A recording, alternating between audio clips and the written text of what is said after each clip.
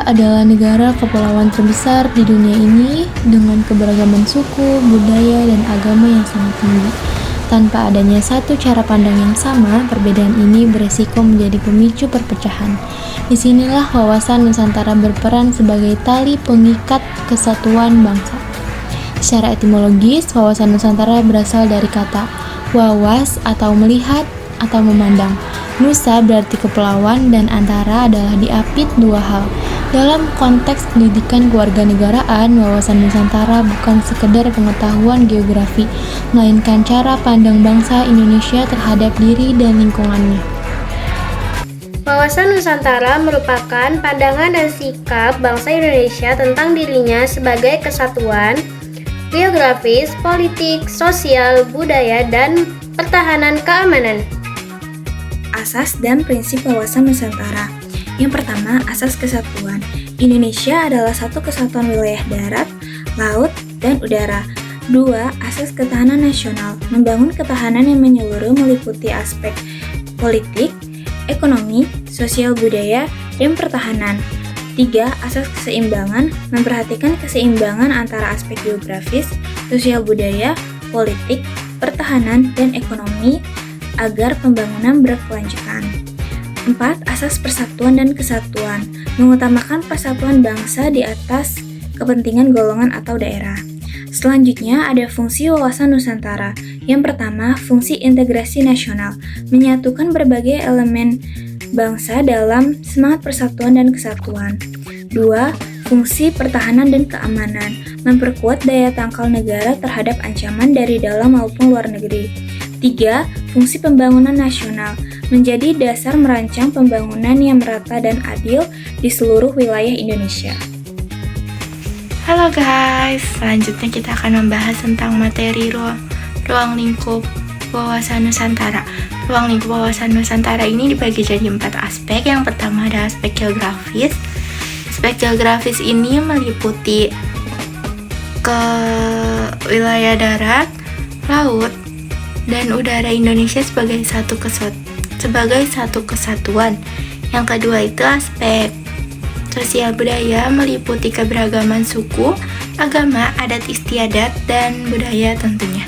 Yang ketiga itu aspek politik dan pertahanan, meliputi kedaulatan negara, pengelolaan wilayah, serta pertahanan dan keamanan. Dan yang terakhir itu ada aspek ekonomi, meliputi pemanfaatan sumber daya alam yang berkelanjutan dan pemerataan ekonomi.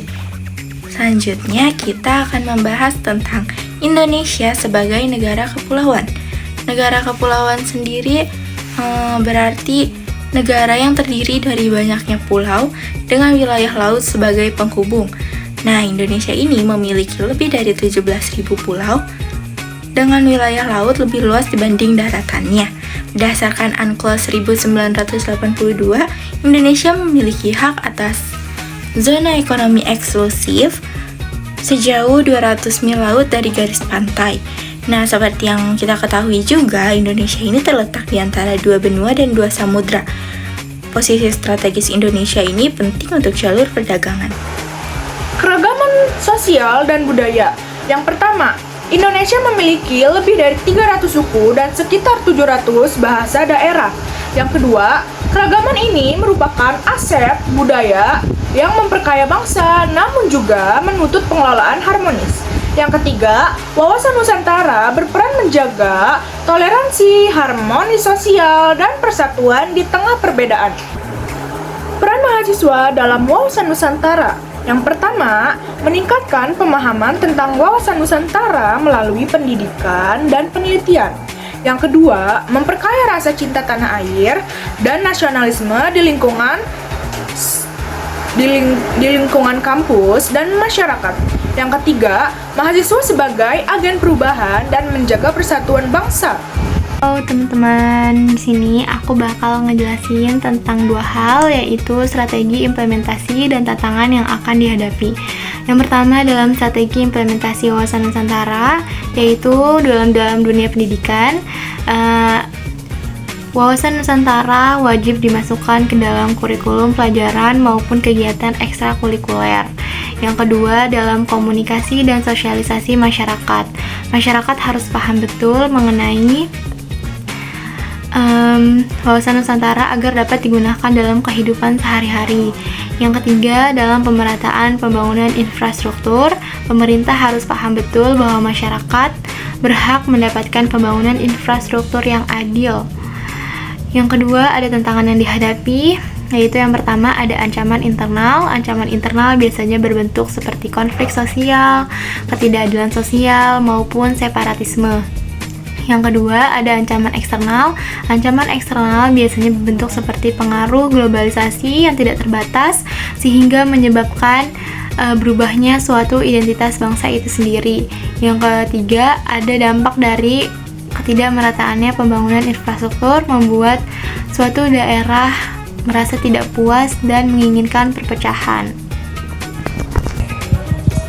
Studi kasus atau contoh mengimplementasi wawasan Nusantara. Yang pertama, program bela negara di perguruan tinggi itu sebagai bagian untuk pendidikan kewarganegaraan. Yang kedua, program sumber daya laut GIZI itu untuk kepentingan ekonomi dan pertahanan. Yang ketiga, penggunaan teknologi informasi itu untuk menyebarluaskan wawasan Nusantara di era digital. Kesimpulannya, wawasan Nusantara merupakan fondasi utama untuk menjaga kedaulatan dan keutuhan NKRI. Terima kasih. Sekian penjelasan dari kelompok kami, kurang lebihnya mohon maaf.